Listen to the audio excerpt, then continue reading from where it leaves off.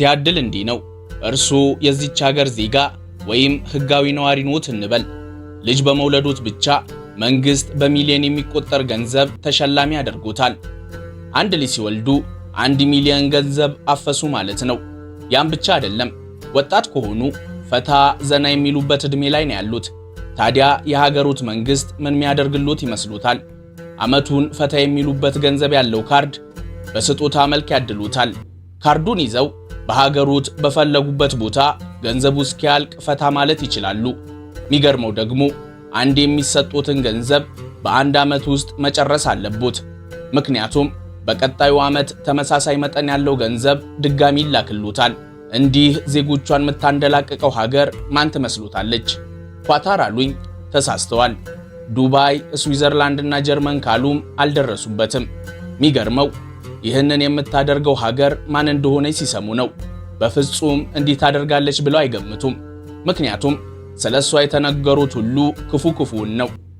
አንዳንድ ሀገራት እንዲህ ናቸው።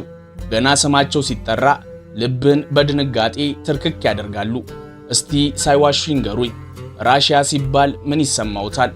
ኔቶን ያንቀጠቀጠ አስፈሪ ጦር፣ ያውም በዓለም አንደኛ ብዛት ያለው ኒኩለር መሳሪያ የታጠቀ። ድንገት ሳት ብሏቸው ከሳቁ እንኳን በአይናቸው የሚስቁ ኮስታራ ዜጎች አስፈራርቶ መግለጫ ሲሰጥ ዓለም እንቅልፍ የሚያጣለት መሪ ወይስ ሰርጌይ ላቭሮቭ ይሉት ከኒኩለር እኩል የሚፈራው አፈቀላጤ? ቡጢኛ ከሆኑ የመረቡ ውስጥ አንበሶቹን ካቢብ፣ ኻምዛትና ኢስላም ሊሉም ይችላሉ። አያስዋሹንና ሩሲያ እውነትም መፈራት የሚገባት ሀገር ናት። እስቲ ያስቡት፣ የያዘችው እኮ ኒኩለር መሳሪያ ነው፣ ያውም የሚደርስበት የጠፋ ብዛት ያለው። ሩሲያ ያላት በማንኛውም ጊዜ በጦርነት ላይ ለመሰማራት ጣጣቸውን ጨርሰው ዝግጁ የሆኑ ከ4300 በላይ የኒኩለር ጦሮች አሏት። አሜሪካ ካላት ከ600 በላይ ማለት ነው። ያውም መልካቸው ብቻ ከሚበቃ አስፈሪ ሰራዊት ጋር። በእውቀትም ቢሉ ምድርን ለቆ ስፔስ ላይ ወጥቶ መንጠላጠል ከሩሲያ ቀድሞ ለዓለም ማን አስተማራትና? ሩሲያ የዓለማችን የመጀመሪያውን ሳተላይት ያመጠቀች፣ ዩሪ ጋጋሪ ይሉት የመጀመሪያውን ሳይንቲስቷን ስፔስ ላይ የላከች። ያም ብቻ አይደለም፣ በሰው ልጆች ታሪክ የመጀመሪያዋን ሴት ሳይንቲስት ወደ ጠፈር የላከች ሀገር ናት። ወታደራዊ አውሮፕላን በማምረትና በሚሳኤል ቴክኖሎጂ ምርጥ ከሚባሉ ጥቂት የዓለም ሀገራት ሩሲያ አንዷ ናት። ዓለም እንኳን አይቶት ስሙን ሲሰማ ብቻ በረደኝ የሚልለት በበረዶ ግግር የተሸፈነውን የአርክቲክን ግዛት እንደ ሩሲያ የደፈረው የለም። የሩሲያ አይስ ብሬከር መርከቦች እንደ ቀልድ ያንን ግዙፍ የበረዶ ግግር እየደረማመሱ ይጓዙበታል። ሲያሻቸው በረዶውን ልክ እንደ ጥቁር አፈር እየሰረሰሩ የሚፈልጉትን ማዕድን ያወጡበታል። በተራቀቀ አየር መቃወሚያና ወታደራዊ መሳሪያን በማምረት ሩሲያ አትታማም። ሌላውን ይተውት። የኢትዮጵያ አየር ኃይል ሱ ምናምን ሚግ ምናምን የሚባሉ የጦር ጀቶችን ታጥቆ ካዩ ወይም የሀገራችን ወታደሮች ክላሽንኮቭ፣ ኤኬ፣ ማካሮቭ የተሰኙ ጠመንጃዎችን አንግተው ካዩአቸው የሩሲያን ምርት የተሸከሙ ኢትዮጵያውያንን አዩ ማለት ነው። እነዚህ መሳሪያዎች በብዙ ሀገራት የነጻነት የጀግንነትና የታጋይነታቸው ምልክት አድርገው በየባንዲራቸውና ሐውልቶቻቸው ላይ የሚቀርጿቸው የኩራት ምልክቶች ናቸው። ሩሲያ በማቴማቲክስና ፊዚክስ ዕውቀታቸው አንቱ የተባሉ ሳይንቲስቶች መገኛ ናት። በሳይበር ሴኩሪቲና በኮምፒውተር ፕሮግራሚንግ የሩሲያን ልጆች የሚያህላቸው የለም። በሜትሮና አንደርግራውንድ ኢንጂነሪንግ የሚደርስባት ሀገር ጠፍቷል። በኢነርጂ ቴክኖሎጂ መሪ ከሚባሉ ሀገራት ሩሲያ አንዷ ናት። ሩሲያ ግን ዕውቀት ብቻም አይደለችም፣ ተዝቆ የማያልቅ የተፈጥሮ ሀብት ያላት ሀብታም ሀገር ናት። በሀብቷ መጠን ከዓለም በከፍተኛ ደረጃ ከፊት ከሚሰለፉ ሀገራት አንዷ እንድትሆን አስችሏታል። ሩሲያ በተፈጥሮ ሀብት ክምችት በዓለም አንደኛ ደረጃ ላይ የምትቀመጥ ሲሆን የሀብቷ ግምት በትንሹ 75 ትሪሊዮን ዶላር ይደርሳል። በጂዲፒ ግዝፈቷ ሩሲያ የዓለማችን 9ኛ ሀገር ናት። በመግዛት አቅም ግን 4ኛ ደረጃ ላይ ትቀመጣለች። የሩሲያ ትልቁ ሀብቷ ነዳጅ ነው። በዓለም ላይ ካሉ ከፍተኛ የነዳጅ ክምችት ካላቸው ሀገራት ሩሲያ ከዋነኞቹ አንዷ ናት። ከ107 ቢሊዮን በርሜል በላይ ነዳጅ እንዳላት ይገመታል። በተፈጥሮ ጋዝ የሚደርስባት የለም። ዓለማችን ካላት የተፈጥሮ ጋዝ ክምችት 24 ከመቶ የሚሆነው የሚገኘው ሩሲያ ውስጥ ነው። ከ1.6 ኳድሪሊየን ኪዩቢክ ጫማ በላይ የተፈጥሮ ጋዝ ይዛለች። ልብ ያድርጉ፣ ትሪሊየን አላልንም፣ ኳድሪሊየን እንጂ። ወርቅ፣ አልማዝና የደን ሀብት በከፍተኛ መጠን ይዛለች። በእነዚህ ምክንያቶች ሩሲያ ብትፈራም አይገርምም። የዛሬው ጭውውታችን ግን ከዚህ ይለያል። የሩሲያን አስፈሪነት ቲቪ ባበሩ፣ ሬዲዮ በከፈቱ፣ ሶሻል ሚዲያዎችን በተከታተሉ ቁጥር የሚያገኙት መረጃ ነው። ይልቁንስ እኛ ስለማንጠብቀው የ144 ሚሊዮን ዜጎቿን አስገራሚና የቅንጦት አኗኗር፣ ማንም ስላልነገረን ሃይማኖተኝነቷ፣ ስለ ከተሞቿ ውበትና ዘመናዊነት፣ ስላልተሰሙ አስቂኝና አስገራሚ ህጎቿ፣ ብቻ ኑሮ በሩሲያ እያለን እንጨዋወታለን።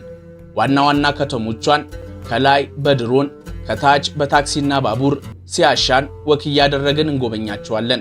ከምንም በላይ ግን ሩሲያና ኢትዮጵያ ስላላቸው ወዳጅነት እንጂ ሩሲያ ውስጥ ስለሚኖሩት ከ2000 በላይ ኢትዮጵያውያን ተነግሮን አያውቅም።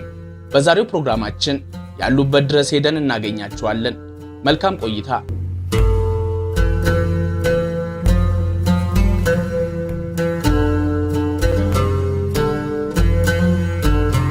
ሩሲያ ዓለማችን ላይ ካሉ እጅግ አስደናቂ ሀገራት አንዷ ናት። 17.1 ሚሊዮን ስኩዌር ኪሎ ሜትር ትሰፋለች። የኢትዮጵያን 15 እጥፍ ወይም የአፍሪካን 56 ከመቶ መሬት ማለት ነው። ይህንን የሚያህል ሰፊ ግዛት ለማካለል በሩሲያ ትራንሳይቤሪያን ባቡር ተሳፍረው ከአንዱ የአገሪቱ ጫፍ ወደ ሌላኛው ለመጓዝ ቢፈልጉ ለአንድ ሳምንት ወይም ለ7 ቀናት ያለማረፍ በባቡር መጓዝ ይኖርቦታል። የምናወራው ዓለማችን ላይ ቁጥር 1 ሰፊ ስለሆነችው ሀገር ነው። በዚህ ስፋቷ ምክንያት ሀገሪቱ 11 አይነት የተለያዩ የሰዓት አቆጣጠርን ትከተላለች። የሚገርመው የዚህ ሁሉ ሰፊ ግዛት ባለቤት የሆነችው ሀገር ዜጎቿ 144 ሚሊዮን ብቻ መሆናቸው ነው።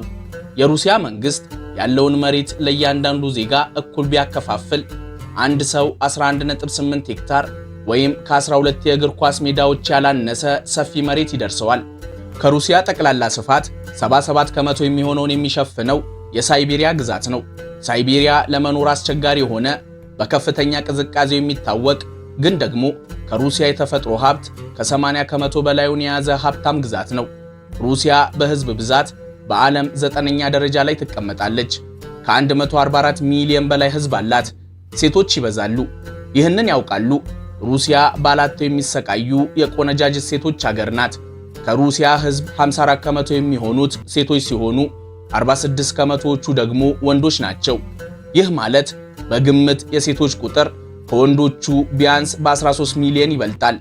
ለእያንዳንዱ 1000 ወንድ 1200 ሴቶች አሉ ማለት ነው። በእርግጥ ልዩነቱ በዕድሜ ደረጃ ይለያያል። ለምሳሌ ዕድሜያቸው ከ30 እስከ 35 ዓመት በሚሆን የማህበረሰቡ ክፍል ውስጥ የወንዶችና የሴቶች ቁጥር ተቀራራቢ ነው። ችግሩ ጎልቶ የሚታየው ከ40 ዓመት ጀምሮ ባሉ ዜጎች ውስጥ ነው። በእርጅና ዕድሜ ማለትም ከ65 ዓመት በላይ ባለው ክልል ውስጥ የሴቶች ቁጥር ከወንዶች በ2 እጥፍ ይበልጣል። ለዚህ ልዩነት በዋነኝነት ከሚጠቀሱ ምክንያቶች አንዱ የመኖሪያ ዕድሜ ነው። በሩሲያ ሴቶች በአማካኝ እስከ 78 ዓመት ይኖራሉ። ምስኪን ወንዶች ግን 67 ዓመት ወይም 68 ዓመታቸው ላይ ሕይወት በቃኝ ይላሉ። የአኗኗር ዘይቤም ትልቁ ልዩነት ነው። ሴቶች በብዛት ራሳቸውን ይጠብቃሉ። ወንዶቹ በየመጠጥ ቤቱ ሲሽከረከሩ፣ በአናቱ ሲጋራ ሲጠጡበት ያለ ዕድሜያቸው ክልትው እንዲሉ ያደርጋቸዋል። ታሪካዊ ተጽዕኖም አለው። እንደሚያውቁት በብዛት በሀገር መከላከያ ሥራ ላይ ተሰማርተው ጦርነት የሚወጡት ወንዶች ናቸው። በብዛት ማለታችንን ያስምሩበት። ሩሲያ ደግሞ በሶቪየት ኅብረት ሰሞን በተለይም በሁለተኛ የዓለም ጦርነት ወቅት በሚሊዮን የሚቆጠሩ ወታደሮቿ አልቀውባታል። በእነዚህ ምክንያቶች የወንዶች ቁጥር ከሴቶች ያንሳል። ይህ የቁጥር አለመመጣጠን በጋብቻና በቤተሰብ ምስረታ ላይ ትልቅ ተጽዕኖን አሳድሯል። ማህበራዊ ችግሮች ሲጨመሩበት ደግሞ የትዳር አጥ ሴቶች ቁጥርን ከፍ ያደርገዋል። በዚህ ምክንያት ሴቶቹ የትዳር አጋር ፍለጋ ወደ ውጭ ሀገራት ያማትራሉ።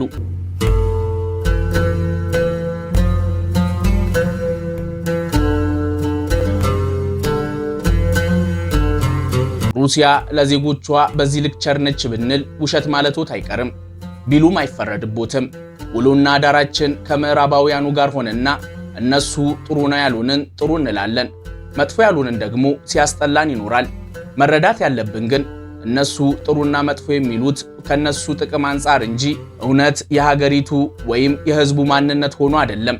ለምሳሌ ሩሲያ ከነሱ ጋር ትከሻ ለትከሻ የምትለካካ በአንዳንድ ሁኔታዎች ደግሞ ከነሱ የምትበልጥ ቅንጣት ታህል እንኳን ሉዓላዊነቷን የማታስደፍር ሀገር ናት።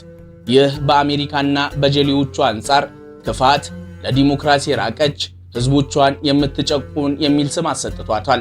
አልፎ ተርፎም የበዙ የማዕቀብ ናዳዎች ተጥለውባታል። በእርግጥ መጥፎ ጎን አይጠፋትም። ለማንኛውም የሩሲያ መንግስት ለዜጎቹና በህጋዊ መንገድ ሀገሩ ለሚኖሩ ነዋሪዎች የሚያቀርባቸው በርካታ ነፃና ከፍተኛ ድጎማ የሚደረግባቸው ጥቅማጥቅሞች አሉ። እነዚህ አገልግሎቶች በአብዛኛው የዓለም ሀገራት ደረጃ ቅንጦት ነው የሚባሉት። ምክንያቱም በመንግስት ከፍተኛ በጀት ተመድቦላቸው ለዜጎች በነፃ የሚቀርቡ ናቸው። ዋና ዋናዎቹን እንንገሮት። ይሄኛው የእናቶች ካፒታል ይባላል። ይህ ለቤተሰቦች የሚሰጥ እጅግ ታዋቂውና ከፍተኛ የገንዘብ ድጋፍ ነው። በተለይም ከ2020 ወዲህ አንዲት እናት ልጅ ስትወልድ የመጀመሪያዋ ወይም ሁለተኛ ልጇ ሊሆን ይችላል መንግስት ከፍተኛ መጠን ያለው የገንዘብ ድጋፍ እንኳን በሰላም ተገላገልሽ ከሚል መልካም ምኞት ጋር ያበረክትላታል። ታዲያ እናት ይህንን ገንዘብ ዝም ብላ ማባከን አትችልም። ይህ ገንዘብ ለቤት መግዣ፣ ለልጆቹ ትምህርት ቤት መክፈያ ወይም ለእናቲቱ የጡረታ መቆጠቢያ ብቻ እንዲውል ይደረጋል። በአንዳንድ የሩሲያ ግዛቶች ወጣት እናቶች የመጀመሪያ ልጃቸውን ሲወልዱ እስከ 1 ሚሊዮን ሩብል ወይም $11,000 አካባቢ ይከፈላቸዋል። የሩሲያ መንግስት ነፃ የከፍተኛ ትምህርት ዕድልንም ያመቻቻል። መንግስት በየዓመቱ በሺዎች የሚቆጠሩ የነፃ የትምህርት ዕድሎችን ለዜጎቹና ለውጭ ሀገር ተማሪዎች ይሰጣል። ይህ አገልግሎት ሙሉ የትምህርት ክፍያ፣ ወራዊ አበልና ነፃ ወይም በጣም ርካሽ ዶርሚተሪን ያካትታል። ይህ በተለይ በከፍተኛ ቴክኖሎጂና የሕክምና ዘርፎች ለሚማሩ ትልቅ ዕድል ነው።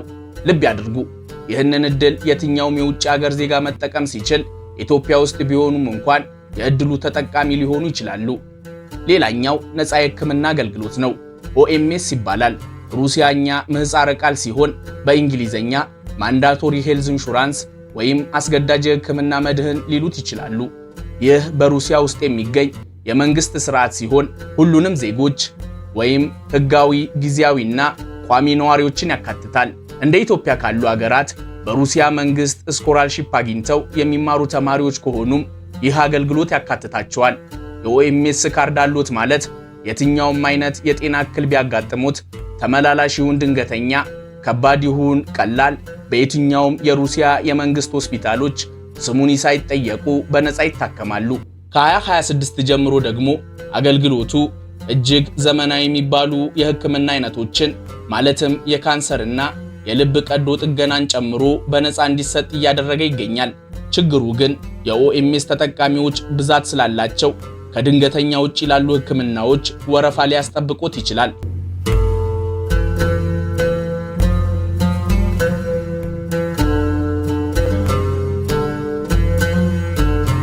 ሩሲያ ሰፊ ግዛት ያላት ግን የጥቂት ዜጎች መኖሪያ መሆኗን ነግረውታል። በዚህ ምክንያት መንግስት ዜጎቹ ሰፊ መሬትና መኖሪያ ቤት እንዲኖራቸው ያበረታታል። እርስዎ ለምሳሌ በሩቅ ምስራቅ የሩሲያ ክፍል ወይም በሳይቤሪያ ግዛት ውስጥ ከቤተሰቦት ጋር ለመኖር ወሰኑ እንበል። ይህ ለመንግስት ትልቅ የምስራች ነው። ይህ ዜና የደረሰው መንግስት ሳይውል ሳያድር ለእርስዎና ለቤተሰቦት የሚሆን 1 ሄክታር ወይም 10,000 ካሬ ሜትር የሚሰፋ መሬት በመረጡት ቦታ ላይ በነፃ ያበረክቱልዎታል። እርስዎ መሬቱን ሲፈልጉ ለመኖሪያ ሲፈልጉ ለሥራ መጠቀም ይችላሉ። እንበልና ለመኖሪያን የፈለጉት ወጣት ቤተሰቦች፣ የመንግስት ሰራተኞች ወይም ብዙ ልጆች ያላቸው ወላጆች ከሆኑ መንግስት እጅግ በጣም ዝቅተኛ በሆነ ወለድ ቤት መግዣ ወይም ለመስሪያ የሚሆን ገንዘብ ብድር እንዲያገኙ ያደርጋቸዋል። ወለዱ በአብዛኛው ከ2 እስከ 6 ከመቶ ቢሆን ነው። ከሁሉ በላይ ግን ሩሲያ ምን ያህል ለታዳጊው ትውልድ እንደምትጨነቅ የሚያሳይ አስደናቂ መረጃ እንንገሮት። ፑሽኪን ካርድ ይባላል። ታዳጊ ወጣቶች የህይወት ግብግብ ውስጥ ከመግባታቸው በፊት መዝናናት፣ መጫወት፣ ፈታ ማለትና ስለ ሀገራቸው ባህልና ጥበብ ማወቅ አለባቸው። ፑሽኪን ካርድ ማለት ይህንን ፍላጎታቸውን እውን የሚያደርጉበት የመንግስት ቸርነት ነው። ጉዳዩ እንዲህ ነው። ነገርየው የተዘጋጀው እድሜያቸው ከ14 እስከ 22 ዓመት ለሆናቸው ወጣቶች ሲሆን የሩሲያ ዜግነት ያላቸው ሊሆኑ ይገባል። ይህንን መስፈርት የሚያሟሉ ወጣቶች ጎሱስሉጊ በተባለው የመንግስት አገልግሎት ፖርታል ላይ አካውንት ይከፍታሉ። አካውንቱን ሲከፍቱ ጎሱስሉጊ ካልቸር የተባለውን መተግበሪያ ወይም አፕሊኬሽን ስልካቸው ላይ ይጭናሉ። ያኔ ካርዱን ዲጂታል በሆነ መልኩ ያገኛሉ። አይ ምፈልገው ፊዚካል ካርዱን ነው ካሉም በፖስታ ቤት በኩል ማውጣት ይችላሉ። የሚያስገርመው ፓርት ይሄ ነው። አካውንቱን ከፍተው ካርዱን በዲጂታልም ይሁን በፊዚካል መልኩ ሲያገኙ መንግስት በነፃ በካርዱ ላይ 5000 ሩብል ያስገባሉታል፣ ወይም $7 ገደማ አገኙ ማለት ነው። ይህንን ገንዘብ ግን ዝም ብሎ ማውጣት አይቻልም። ካርዱን የሚጠቀሙት ሀገሪቱ ውስጥ ባሉ ቲያትር ቤቶች ለክፍያ፣ ከተራ እስከ ታዋቂ ሙዚየሞች ለመግባት፣ በሩሲያ የተሰሩ ፊልሞችን ለማየት ሲኒማ ሲገቡ እንዲከፍሉበት ብቻ ነው። ካርዱ ፑሽኪን ካርድ የተባለውም ለዚሁ ነው። አሌክዛንደር ፑሽኪን የሩሲያ ታዋቂ ደራሲ ነው። የሩሲያ መንግስት ይህንን አገልግሎት ያዘጋጀው የባህል ተደራሽነትን ለማስፋት፣ ወጣቶች የሀገር ፍቅርና ዕውቀት እንዲኖራቸው፣ እግረ መንገዱንም የባህል ተቋማት ገቢ እንዲያገኙ በማድረግ ለመደገፍ ነው። ጥያቄው ግን 5000 ሩብሉ ሲያልቅ ወጣቶቹ ምን ይሆናሉ የሚለው ነው። ሲጀምር ወጣቶቹ የተሰጣቸውን ገንዘብ አሟጠው መጠቀም አለባቸው። ያ ባይሆን ግን በዓመቱ መጨረሻ ያልተጠቀሙበት ገንዘብ ይቃጠላል። ማለትም ቀሪ ገንዘባቸው ወደ ቀጣዩ ዓመት አይዞርም። ይልቁንስ ቀጣዩ ዓመት ላይ በተመሳሳይ ቀን አሁንም አዲስ 5000 ሩብል መንግስት ያስገባላቸዋል። እንዲህ እያለ አንድ የ14 ዓመት ታዳጊ 22 ዓመት እስኪሞላው በመንግስት ገንዘብ ፈታ ይላል ማለት ነው።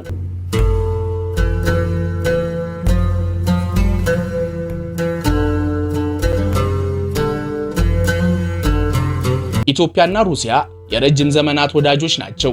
ኢትዮጵያ በየትኛውም መድረክ ላይ ተገኝታ ለጥቅሟ ስትታገል ሁሌም በሚባል ደረጃ ሩሲያ የመጀመሪያዋ ደጋፊ ሀገር ናት። ይሁንና ግን የፍቅራችንን ያህል ብዙ ኢትዮጵያውያን ሩሲያ ውስጥ አይኖሩም። በሩሲያ የሚኖሩ ኢትዮጵያውያን ቁጥር በትክክል ባይታወቅም መረጃዎች ግን ከ1000 እስከ 2000 ሊደርሱ እንደሚችሉ ያሳያሉ።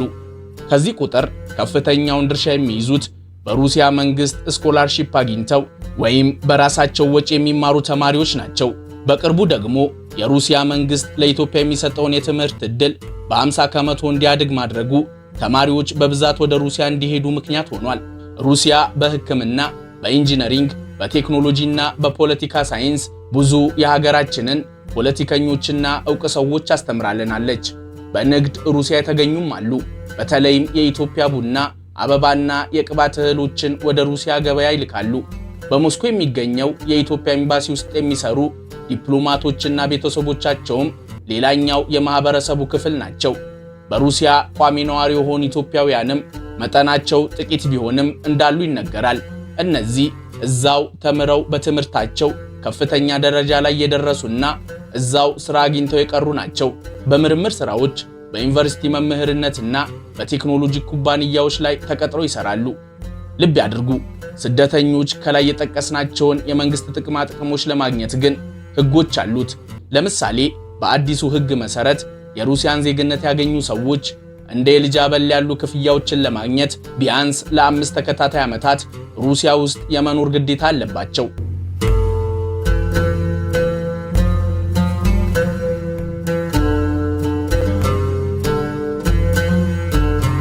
ሞስኮ ሚዲያ ላይ እንደሚነገርላት የሩሲያ የፖለቲካ ማዕከል ብቻ አይደለችም። የሩሲያ ሀብታሟ የቅንጦት ማዕከል፣ እጅግ ውብና ተጽዕኖ ፈጣሪ ከተማ ናት። ተጽዕኖዋ ሩሲያ ላይ ብቻ ግን አይቆይም። ዓለምን የሚያነቃንቅ አቅም አለው። በወርቃማ አብያተ ክርስቲያኖቿ ብዛት ተለይታ ትታወቃለች። ጥንታዊ ታሪክ፣ የሶቪየት ዘመን ኃይል፣ ድንቅ ዘመናዊነት፣ ቅንጡ አኗኗር፣ ሁሉንም በአንድ አስማምታ የምታኖር ከተማ ናት። ሞስኮ በሩሲያ የአውሮፓ ግዛት ውስጥ እንደመገኘቷ ከአውሮፓ ከተሞች በህዝብ ብዛት ትልቅ ከሚባሉ ከተሞች ዋነኛዋ ናት። ከ13 ሚሊዮን በላይ ህዝብ ይኖርባታል። በነገራችን ላይ ኤሮኤዥያዊት ሀገር እየተባለች ነው የምትጠራው። በስፋቷ የተነሳ የተወሰነ ክፍሏ በአውሮፓ የተወሰነው በኤዥያ ውስጥ ነው የሚገኘው። ከዜጎቿ 75 ከመቶ የሚሆኑት በሩሲያ አውሮፓ ክፍል ውስጥ ነው የሚኖሩት። ሩሲያ ከ147 በላይ ቢሊዮነር ግለሰቦች ያሏት የዓለማችን አምስተኛዋ የቢሊዮነሮች ሀገር ናት። የእነዚህ ቢሊዮነሮችን አኗኗር፣ ግዙፍ ድርጅቶቻቸውንና ቅንጡ መኖሪያ ቤቶቻቸውን ለማየት ሞስኮ መምጣት ግድ ነው።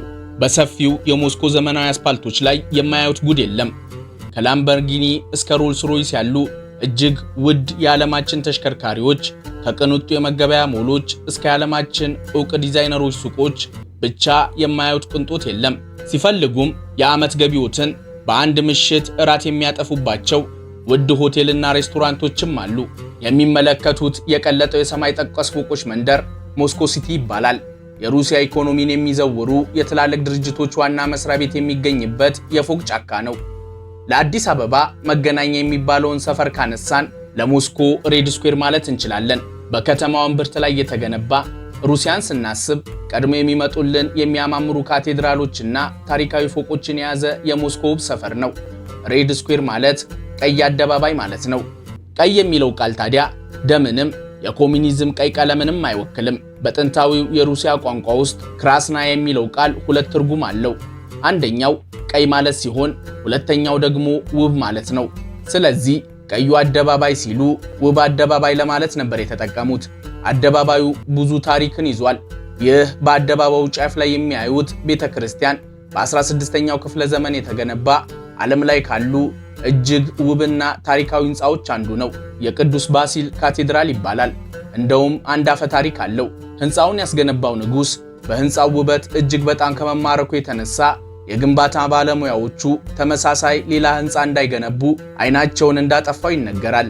አደባባዩ ላይ ሆነው ከቤተ ክርስቲያኑ ወደ ሌላኛው አቅጣጫ ሲዞሩ ግርማ ሞገሱ ብቻ የሚበቃ ይህንን ቀይ ግንብ ያገኛሉ። ክሬምሊን የዓለማችን አስፈሪው መሪ መቀመጫ የቭላዲሚር ፑቲን ቤተ መንግስትን አዩ ማለት ነው። እዚህ ቅጥር ግቢ ውስጥ ባለስልጣናቱ የሚጸልዩበት ቤተ ክርስቲያን፣ ወሳኝ መንግስታዊ ተቋማትና የክቡርነቱ መኖሪያን ያገኛሉ። ምድራችን ላይ እጅግ ጥብቅ ቁጥጥር ከሚደረግባቸው ስፍራዎች አንዱ ነው። እሱን አልፈው ወደ አደባባዩ መሃል ሲመለከቱ የሶቪየት ህብረት መስራች የሆነው የቭላዲሚር ሌኒንን መካነ መቃብር ያገኛሉ። ሚደንቅ መረጃ እንንገሩት። ቭላዲሚር ሌኒን ከዛሬ 100 ዓመት በፊት ነበር ህይወቱ ያለፈው። ሚገርመው ግን አስክሬኑ ከ100 ዓመት በኋላም ዛሬ ልዩ ጥበቃና እንክብካቤ እየተደረገለት ሳይበሰብስ ለህዝብ እይታ ክፍት ሆኖ ቆይቷል። ከሌኒን መካነ መቃብር ፊት ለፊት የሚገኘውን የአደባባዩን ሌላኛውን ወገን የያዘው ግዙፍ ህንፃ ከዛሬ 130 ዓመት በፊት የተገነባ ዛሬም ድረስ ግን እጅግ ዘመናዊና ውድ የሆኑ ብራንዶች የሚሸጡበት ቅንጡ የገበያ ማዕከል ነው። ገም ይባላል። ሙዚየም ከፈለጉ እዛው አደባባዩ ላይ ስቴት ሂስቶሪካል ሙዚየም አለሉት። ሩሲያ አስፈሪ ጦሮቿን እያወጣች ጠላቶቿን የምታስጠነቅቀውም እዚህ አደባባይ ላይ ነው። በየዓመቱ ግንቦት 9 የድል ቀኗን በወታደራዊ ትርኢትና በተለያዩ ፕሮግራሞች እዚህ አደባባይ ላይ ታከብራለች። ሞስኮ ከሆኑ የመሬት በታች የባቡር ጣቢያዎቿን ሳይጎበኙ እንዳይመለሱ። የሞስኮ የመሬት በታች የባቡር ጣቢያዎች የጦር ሰሞን ምሽግ፣ የአዘቦት ቀን በወርቅ በነሐስና በስነ ጥበብ ያሽቆጠቆጡ ቅንጡ የሀብታም ቤተ መንግስት ናቸው። የጥበብ ሙዚየም ሊሏቸው ይችላሉ። ይሄ ሰልፍ ተሰልፈው እየተገፋፉ የሚጠቀሙት አይነት የባቡር ጣቢያ አይደለም። እዚህ ባቡር አጥተው ሊደርሱ ካሰቡበት ሊዘገዩ አይችሉም። ምክንያቱም አንዱ ባቡር ቢያመልጡት ሌላኛው በ1 ደቂቃ ከ30 ሰከንድ ውስጥ ከተፍ ይልሉታል። ካረፈዱ ግን ችግሩ ያለው የባቡር ጣቢያውን ውበት እያደነቁ በስነ ጥበብ ስራው ተመስጠው ጣራጣራውን ግድግዳውን ሲያዩ ነው የሚሆነው። እኛ ሰዓት ገድቦን እዚህ ጋር ማቆማችን ነው። እርሱ ግን ውብና የሩሲያ የባህል ከተማ የሆነችውን ሴንት ፒተርስበርግ የአውሮፓን ባህል ከኤዥያ ጋር የሚዋሃድባት መስጂድ ከቤተ ክርስቲያን ጋር ጎን ለጎን የቆመባትን የፍቅሯን ከተማ ካዛን ፈታ ለማለት ደግሞ በባህር ዳርቻዎቿ ውበት በቅንጡ ሪዞርቶች በብዛት የምትታወቀውን ሶቺ ከተማን ሳይጎበኙ እንዳይመለሱ።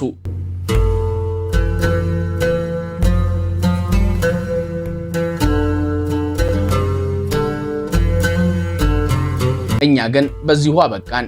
ሰላም።